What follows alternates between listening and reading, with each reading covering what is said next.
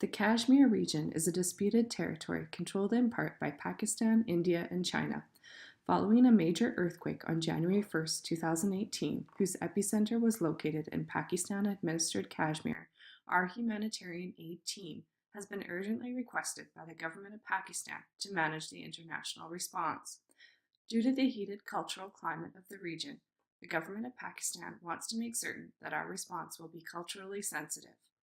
In this video, our team explores relevant and recent history of the region to identify the cultural dynamics at play.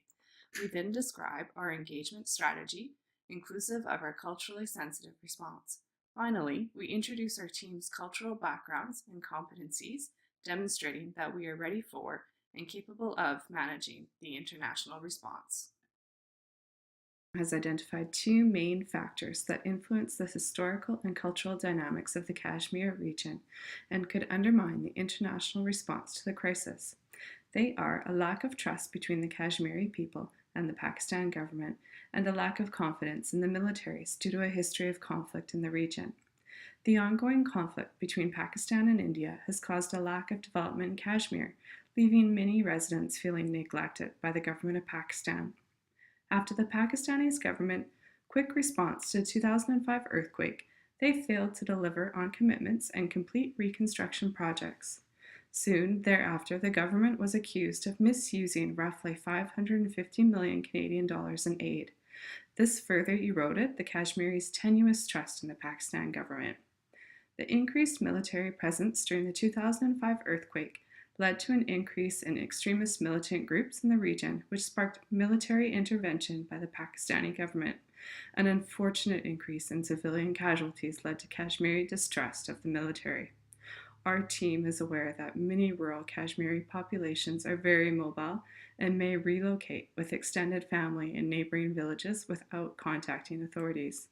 This can lead to logistical difficulties with casualty reports and rehabilitation efforts when addressing the current crisis.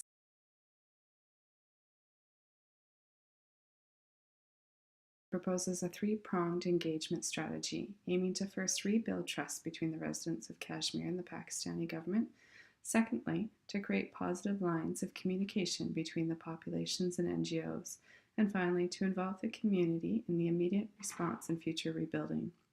Rebuilding trust between community leaders and government officials is our first plan of action. Fulmer and Gelfand suggests that when parties do not know each other, a trusted third party can lead to a high trust pattern. Our team will seek out in advance well-established NGOs that are trusted within the community. As they are already involved within the community, they have established a high degree of trust with leaders, and we propose to leverage these positive NGO relationships to commence rebuilding trust. In order to create positive lines of communication between mobile populations and the government, we propose that the residents of Kashmir wishing to receive aid self-report movements to NGOs, and NGOs in neighboring regions be asked to monitor and report on population movements out of Kashmir. NGOs will maintain records and ensure information is transmitted where needed. We will keep the challenges of effective intercultural communication in mind, acknowledging that cultures differ in almost every aspect of communication. To best allow our team to provide culturally sensitive services, we request cultural sensitivity training from a local group upon our arrival.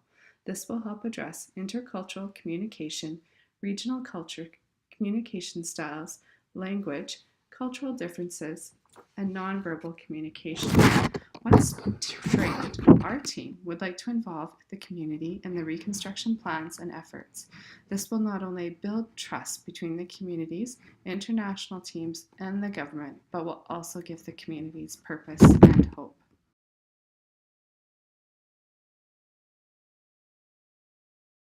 Engagement strategy ensures that cultural sensitivity is a part of everything we do.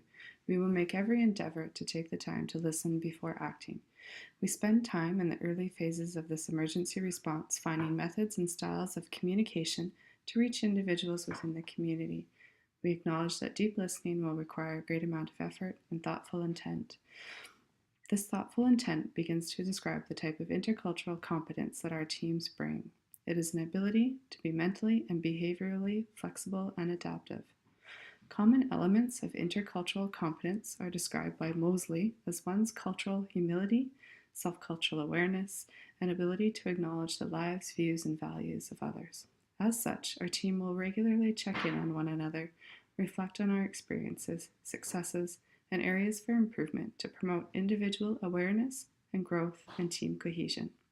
Each of our team members possesses skills, knowledge, attitudes, and experiences that will contribute to our team's interculturally competent response.